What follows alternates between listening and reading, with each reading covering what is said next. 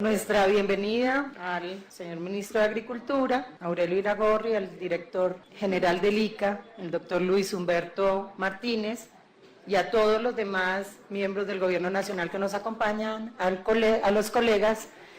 Quiero saludar también a 3 personas que han venido desde Arauca, que fue donde se inició esta problemática en el municipio de Tame, a Jennifer García, que representa la federación que agrupa todos los comités de ganaderos de Arauca, a José Lorenzo Camacho, que representa el mismo gremio en Arauquita, y a Jorge Bayona, representante del sector lácteo de Arauca.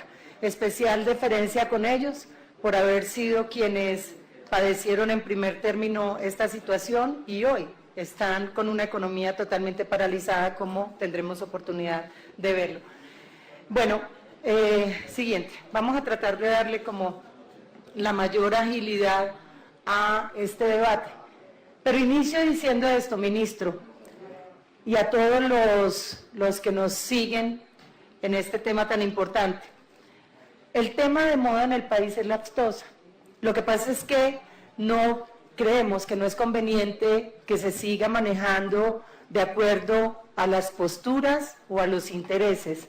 Entonces sí, simpatizo con el gobierno, minimizo el problema y sí tengo una gran distancia con el gobierno y un interés por temas políticos distintos a los del actual gobierno. Entonces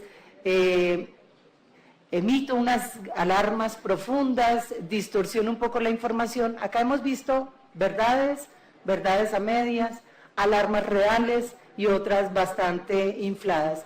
Y creo yo que es este recinto donde debemos en primer término abordar el tema de manera seria, técnica, y poder darle algún mensaje a los ganaderos y a las poblaciones que hoy están afectadas. Claro, a nivel general el país presenta cierta crisis, pues lo vamos a ver en un momento por el cierre de mercados, por dejar de recibir unos ingresos fundamentales derivados del comercio internacional, pero también se nos ha olvidado ver qué está pasando en este momento en Tame o en Jacopí, qué está pasando a nivel de estos municipios y departamentos que derivan en gran parte su sustento, su economía de esta actividad. Es lo que vamos a tratar de hacer entre todos acá en la comisión para que volvamos serio y técnico el debate, que es lo que necesita el país. Primero precisar qué es la fiebre aftosa, porque francamente que a todos nos ha tocado aprender a raíz de este brote que se ha presentado. Entonces, lo que nos han dicho los expertos es que se trata de una enfermedad infectocontagiosa de tipo vesicular, es decir, genera vejigas, ampollas en los animales y que principalmente padecen o afecta a animales que tienen pezuña hendida, como son los bovinos, porcinos, caprinos, ovinos, bufalinos, entre otros rumiantes. ¿Qué caracteriza objetivamente la enfermedad? Aparecen vesículas, es decir, ampollas en diferentes partes del cuerpo, especialmente en membranas como la cavidad bucal, la lengua, los pezones, el rodete coronario, tiene bastante afectación a nivel de corazón, en el espacio interdigital de los animales, es decir, en los cascos, en las pezuñas, pues, en el estómago y lesiones de necrosis en miocardio. Entonces, ¿cuál es la consecuencia de que aparezcan estas vesículas? Disminuye la locomoción, los animales empiezan a sentir dolor y no pueden moverse, no pueden alimentarse y tampoco dejan, las madres no permiten que las crías se alimenten por el profundo dolor que les genera en su organismo. Esta enfermedad es, junto con la brucela, las que están controladas y son objeto de permanente monitoreo por parte del Gobierno Nacional.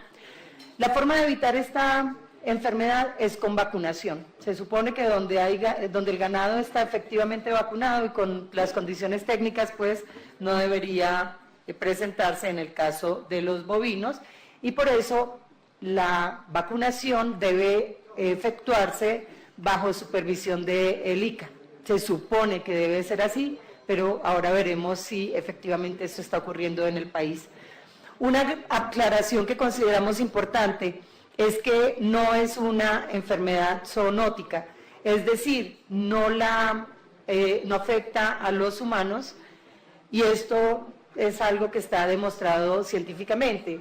La importancia de todas las medidas que se toman a nivel mundial es por el impacto económico que genera. Claro, grandes pérdidas para los ganaderos y para los países que derivan su comercio de esta actividad. Siguiente. Veamos un poco de historia de la aftosa, para que también dejemos de señalar con inconsistencias. En 1950 llegó la aftosa al país, entró por Arauca, venía de Venezuela. En el periodo entre 1982 y 1994 ya había 341 en promedio, por eso el punto 5, en promedio 341.5 predios anualmente infectados en ese periodo. De 1995 a 2000, en ese lapso, 101 focos anuales de la enfermedad. En el periodo 2001-2007 disminuyó sustancialmente a solo 2 focos al año, 2.5 creo que era exactamente la estadística. En el 2009 logramos ese estatus que con tanto juicio venían persiguiendo obtener el país, y es que se logró que finalmente la organización a cargo de esta certificación, como es la OIE, certificará a Colombia como un país libre de aftosa con vacunación. Ese es nuestro estatus. Del 2010 al 2017 o a junio de 2017 no volvimos a tener focos de aftosa. El pasado 11 de junio aparece este rebrote y, por supuesto, inmediatamente la organización, la Autoridad Sanitaria Mundial, la OIE, suspende el estatus de país libre de aftosa con vacunación. Siguiente. ¿Dónde se ha presentado este rebrote?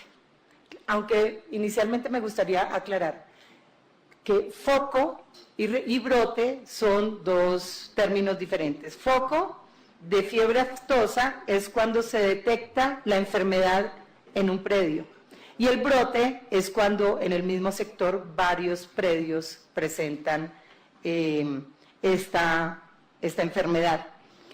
El primer foco se presentó, todos lo conocemos, en Tame, Arauca.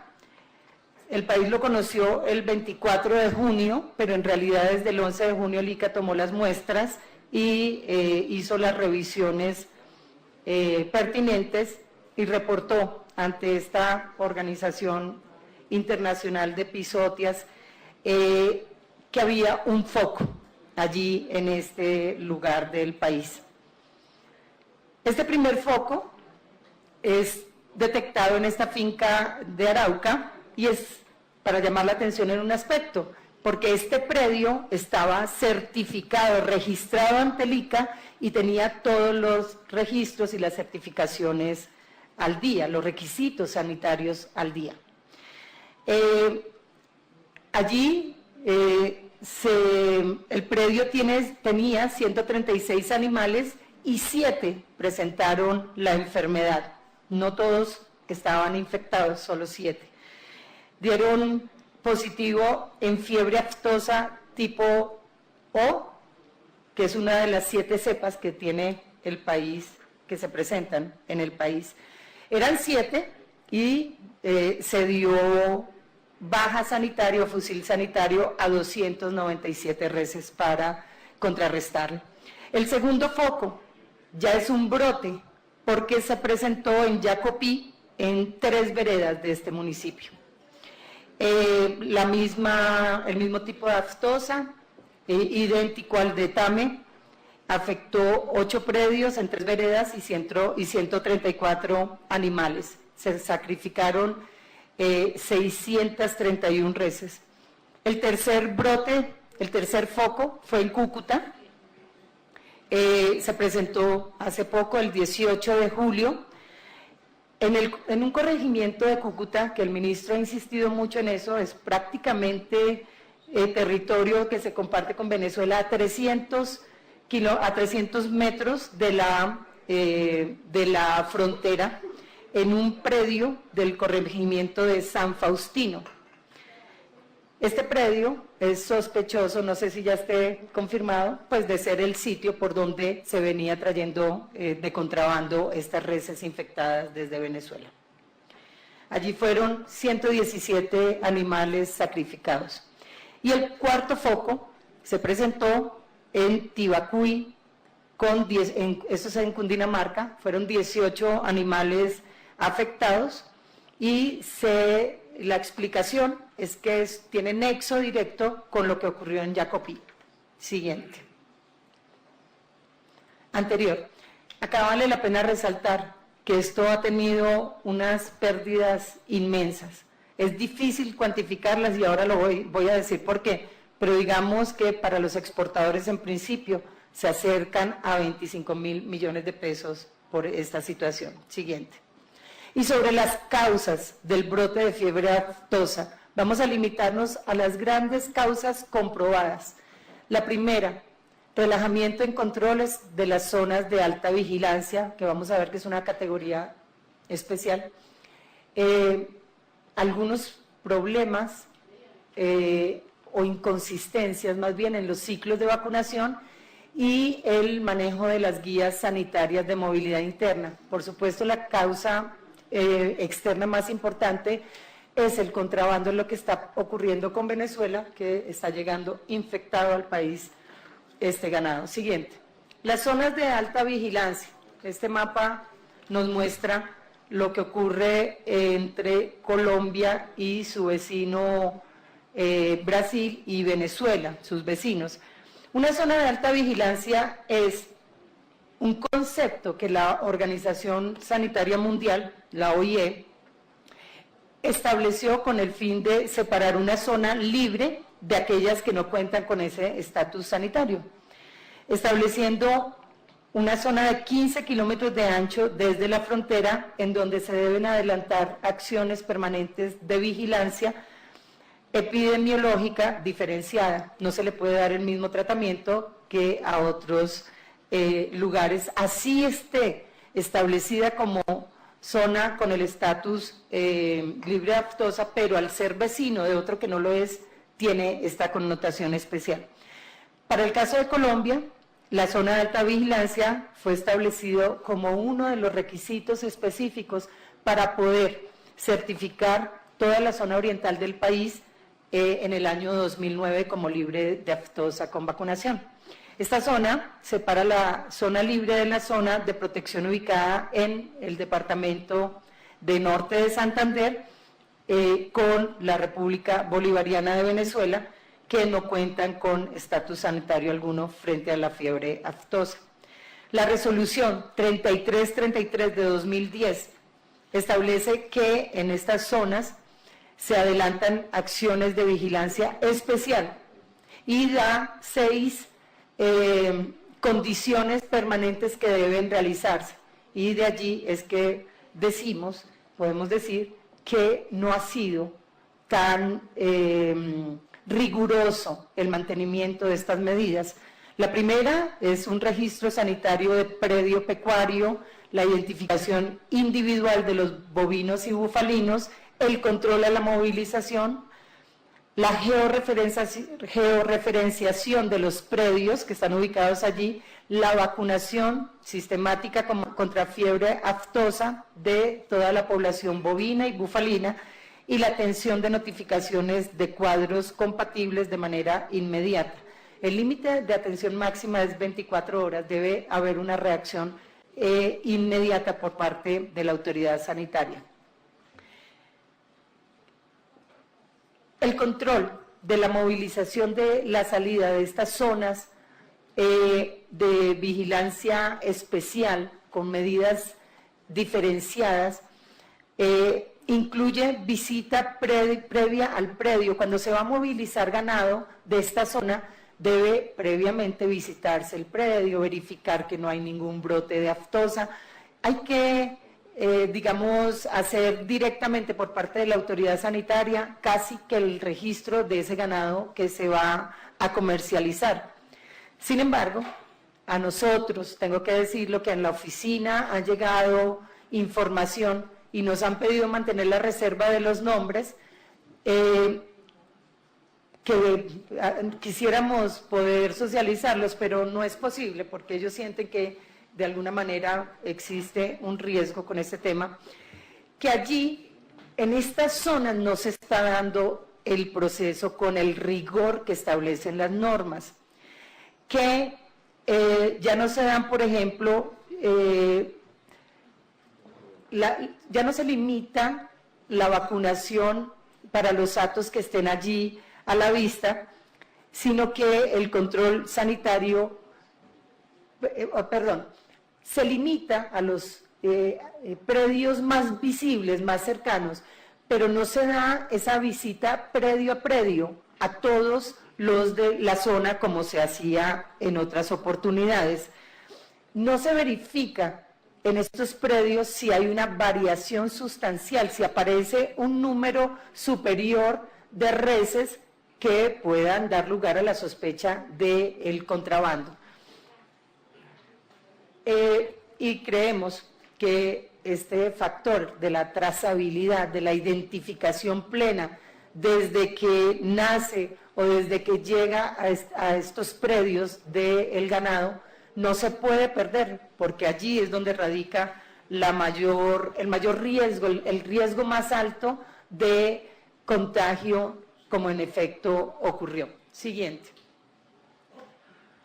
El tema de la vacunación. Bueno, créannos que ha llegado cualquier cantidad de denuncias en este tema, pero hemos tratado de no replicar lo que no hemos podido constatar directamente y por eso nos vamos a ir solo a las cifras oficiales. La organización, la rectora en materia sanitaria, considera que un ciclo con cobertura mínima deseable, un ciclo de vacunación, es aquel que abarca por lo menos en un país o en una zona libre con vacunación el 80% del territorio. Esto, tenemos que decir, el ICA nos ha enviado la información, es superado ampliamente en el país porque mantiene coberturas históricas superiores a ese 80%.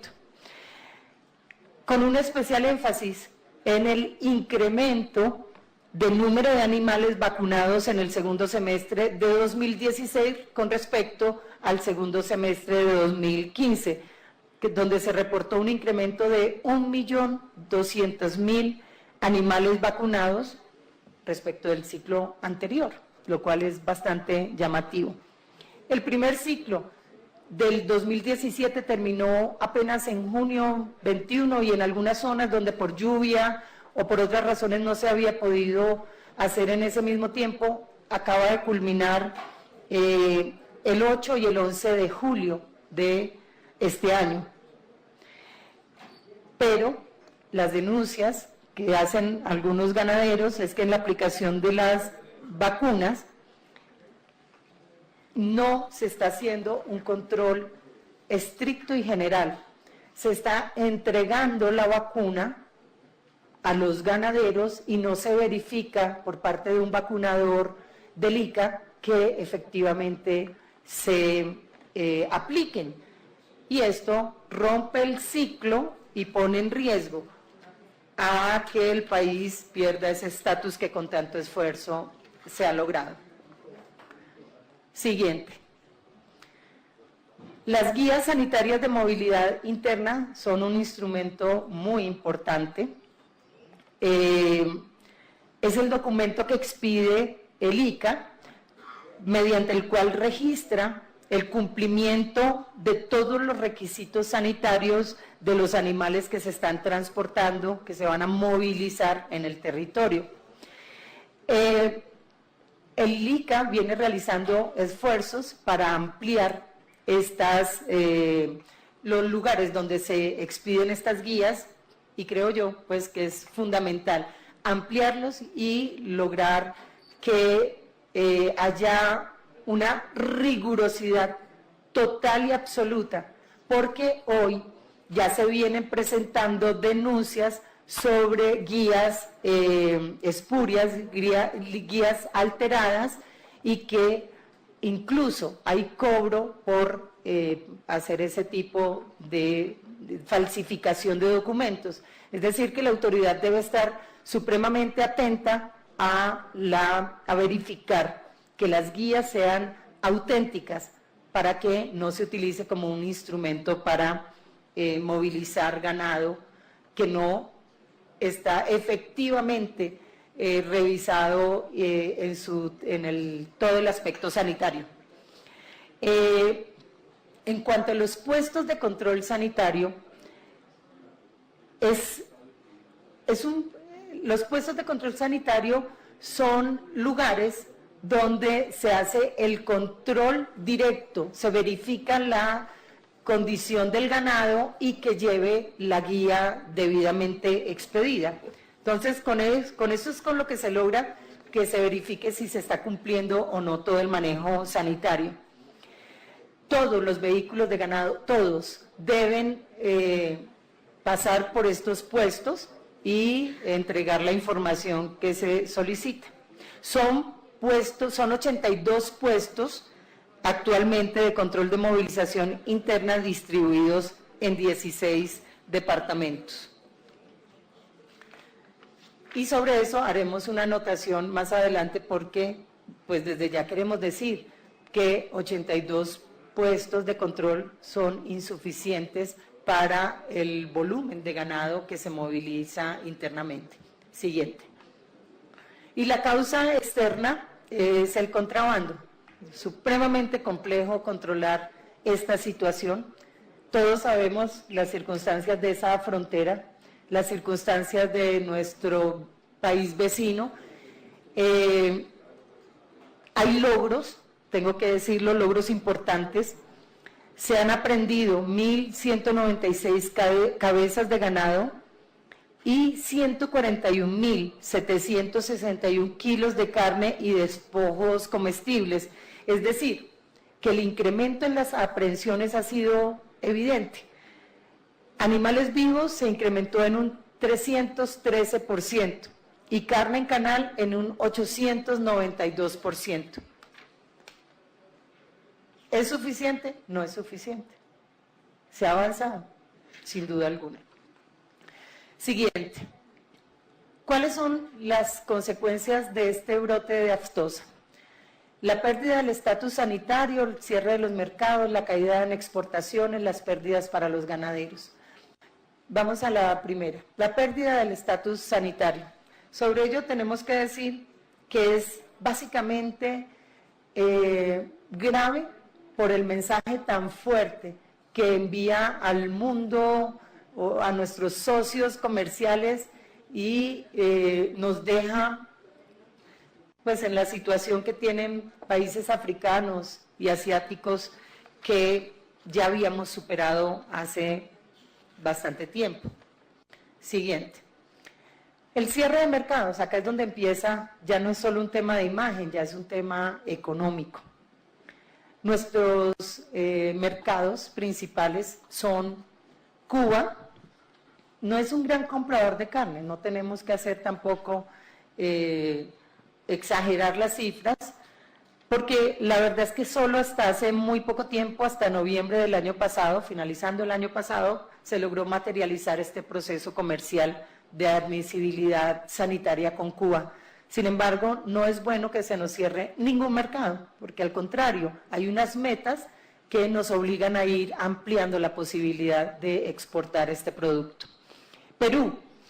El Servicio Nacional de Sanidad Agraria, que es la autoridad sanitaria peruana, ha indicado que durante todo el año 2016 se habían recibido importaciones de carne colombiana por 1.2 millones de dólares, importante el mercado. Chile, las ventas a este país también son tímidas y aplicamos lo mismo que decíamos frente a Cuba. Son tímidas, son incipientes, pero la idea es no perder estos aliados comerciales. Con Panamá el tema sí ya había tomado una connotación importante. Se había suscrito el acuerdo comercial en el año 2013 y allí se acordó un contingente de 1.000 toneladas que anualmente iba a ir creciendo en 350 toneladas hasta llegar a 5.000 con un arancel intracuota que se desgravaría en 5 años. Es decir, que pasados esos 5 años habrá libre mercado para el contingente de carne establecido, que ya son palabras mayores, ya es un tema importante. Y en Ecuador, que además de, sobre todo se resiente el mercado de las curtiembres, que tiene importancia para el país. En Curazao, un país pequeño, una isla, y sin embargo es el tercer comprador, el tercer mercado que tiene el país. En el 2015 alcanzó cifras históricas de compras por 3.2 millones de dólares, importante. Costa Rica es un mercado que se afecta especialmente en el tema de las curtiembres y embriones y semen de bovinos. Y Rusia, que es nuestro mercado número 1, esta es una afectación grave. Sé que se hizo un esfuerzo inmenso por mantenerlo y seguramente más adelante recuperaremos todos estos socios, pero hoy lo cierto es que la suspensión de esa relación comercial con Rusia para efectos del tema de carne afecta nuestra balanza de pagos, porque Rusia es el primer importador de carne de bovino colombiano. En el 2015 habíamos logrado 4.310 toneladas, es decir, un incremento del 600% respecto del año 2014, entonces sin duda se resiente nuestra economía. Venezuela pues era un gran aliado, un socio muy importante, pero pues entendemos que en las actuales circunstancias ya no tiene ese mismo peso específico. Y el cuarto aspecto siguiente es la caída de las exportaciones. Y yo acá tengo, ya que está alguien que representa al Ministerio de Comercio, Industria y Turismo, tengo que hacer, ministro Iragorri, una anotación que me parece bastante grave. Obviamente entendemos que la parte de las cifras de comercio internacional pues las debe manejar el Ministerio de Comercio Exterior, que me imagino que es el que con ustedes coordina todas estas estadísticas. Pero a mí me parece vergonzoso que la respuesta que recibimos del Ministerio de Comercio Exterior es que no se tiene un estimado, un consolidado de lo que ha ocurrido en materia comercial en estos últimos tiempos, y por eso las cifras que hemos presentado acá las hemos obtenido del Ministerio de Agricultura, del ICA, de notas de prensa, de muchas fuentes, pero no del Ministerio de Comercio Exterior. Ellos básicamente nos dieron unas cifras sueltas de Chile, del mercado chileno, y que tenemos una gran expectativa con Líbano y Jordania, pero pues digamos que no, son datos sueltos y no creemos que en Líbano y Jordania pues sean los que vayan a superar la situación en materia comercial.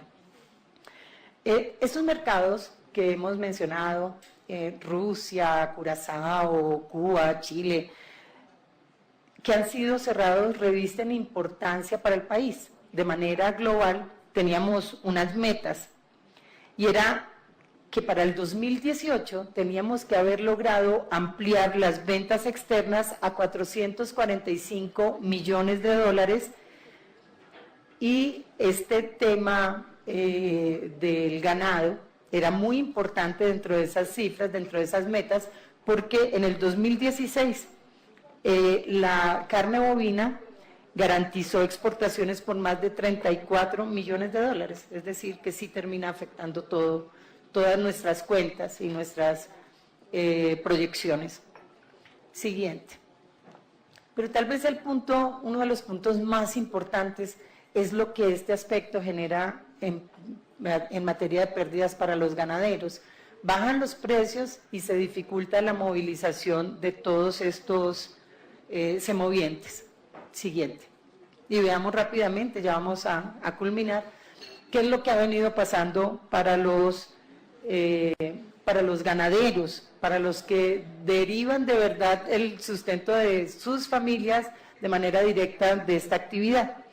Entonces nos han dicho los productores de Bolívar, Córdoba, Sucre, que el valor del ganado de Levante y Preseba ha disminuido sustancialmente, es casi que 600 pesos por kilo, debido a que estos brotes de la enfermedad han hecho que los Bolívar, Córdoba, Sucre, por kilo, 600 pesos por kilo en estos departamentos, debido básicamente a que los consumidores están nerviosos, los ganaderos, el movimiento de ganado en este momento es supremamente complejo y de esta manera se ha complicado bastante el transporte de los animales. Y que también, como Rusia ha dejado de recibir la carne, se ha suspendido este acuerdo, hay bastante carne en el mercado y eso, por supuesto, lo que genera es una sobreoferta que lleva el precio a la baja. Siguiente. Otro de los efectos para los ganaderos. Los brotes de aftosa han obligado a declarar la cuarentena en municipios del Magdalena Medio y Arauca. Y esto, pues, por supuesto, repercute directamente porque el 90% de su economía en varias de estas municipalidades se deriva de la comercialización del ganado. Entendemos, eso sí, que la cuarentena es una medida indispensable. O sea, es la única forma de ir aislando zonas y tratar de tomar las medidas para que no se pueda extender. Y, por supuesto, las subastas, que son tan importantes como un mecanismo de comercialización, también han tenido que suspenderse, salvo Agroexpo, que es la feria más grande ganadera del país que se pudo realizar. Todas las demás subastas han sido suspendidas, transportadores frigoríficos, y todo eso empieza a sentirse bastante más fuerte allí. El diario de la República mencionaba recientemente que se han cerrado 20 subastas ganaderas. Pero adicional a esto, que es tal vez la parte más grave, es que, claro, esto es coyuntural, esto seguramente va a pasar muy rápido, pero esto se suma a una crisis que de atrás traen los ganaderos y por eso es que se ha sentido de manera tan fuerte. Siguiente. Las pérdidas económicas en el sector han sido importantes. El cambio climático ya había generado bastantes efectos nocivos que tienen un impacto cercano a 5.1 billones de pesos. ¿Por qué? Por la sequía, por las inundaciones, por las sabanas afectadas con estas variaciones climáticas, y esto han venido, digamos, ellos manejándolo de manera estoica, porque ahí continúa la actividad y no decrece, crece, siguen haciendo un gran esfuerzo, pero cuando ya se empiezan a sumar varios factores, por supuesto que el ganadero se resiente en su actividad y es todo el país el que va a afrontar las consecuencias. Siguiente.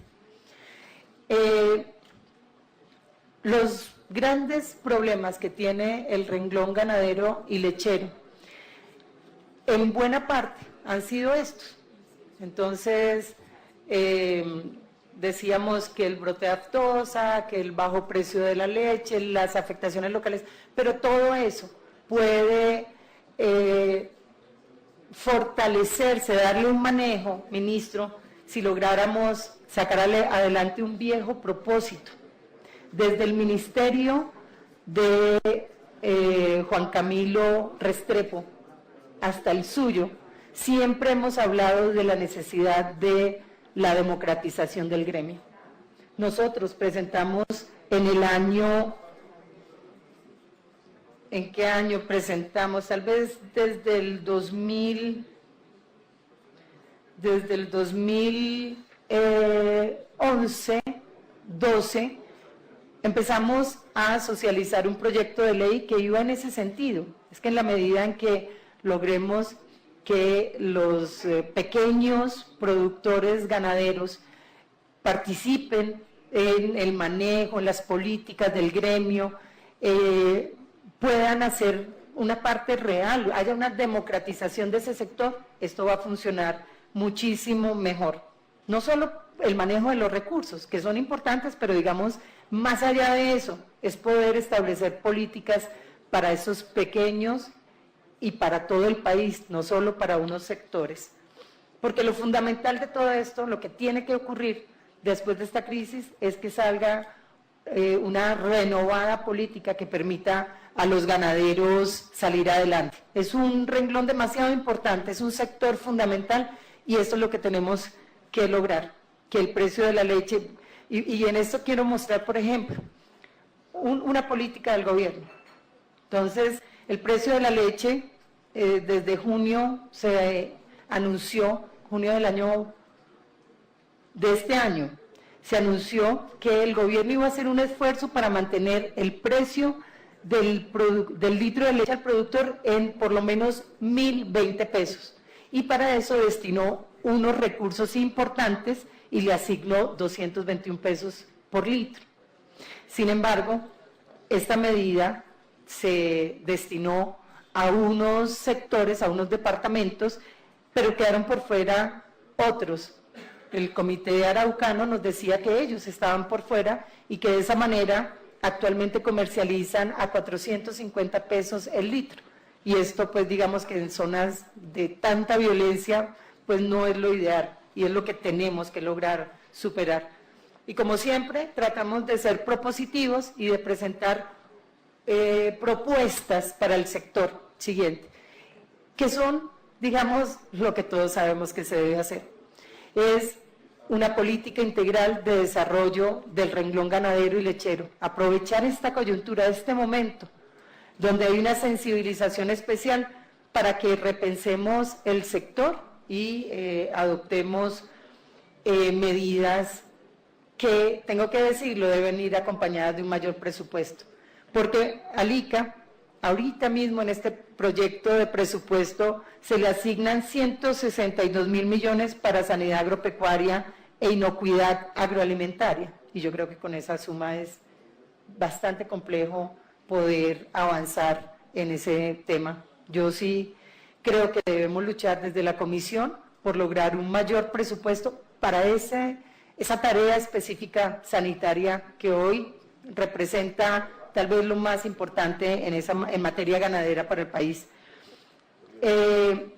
Yo quisiera también respuestas, por ejemplo, ministro y director del ICA, se habla muchísimo que frente a este rebrote lo que hay que hacer es un tercer ciclo inmediato. ¿Eso es cierto o no es cierto? Los ganaderos tienen derecho a saberlo, yo quiero saberlo, pero no por intereses políticos o económicos, no, de verdad, ¿qué es lo que le conviene? El último ciclo se dio en junio, entre junio y julio, ahorita mismo. Unos dicen que es inocuo, que no vale la pena hacer un tercer ciclo. Otros dicen que claro que hay que hacerlo, pero que es que como Becol no tiene la capacidad y el Ministerio la capacidad económica. Queremos respuestas para que no sigan generando desinformación y malestar en el sector. Y bueno, finalmente, nuestro llamado es unámonos todos, desde el Congreso, el Gobierno, la articulación total del sector y saquemos adelante los ganaderos que hoy padecen la aftosa, pero vienen padeciendo bajos precios, otras circunstancias que permiten que fortalezcamos o que dictemos una política integral para fortalecerlos y sacarlos adelante. Colombia sigue siendo agropecuaria y es el sector agropecuario el que le genera el 16% de los empleos a este país, por eso hay que cuidarlo como un tesoro que es bastante frágil y que hoy, digamos, no está en sus mejores condiciones. Termino solicitándole, señor presidente, que en algún momento, en el momento que usted considere pertinente, escuchemos a la Federación de Ganaderos de Arauca a través de su representante Jennifer García. Muchas gracias, presidente.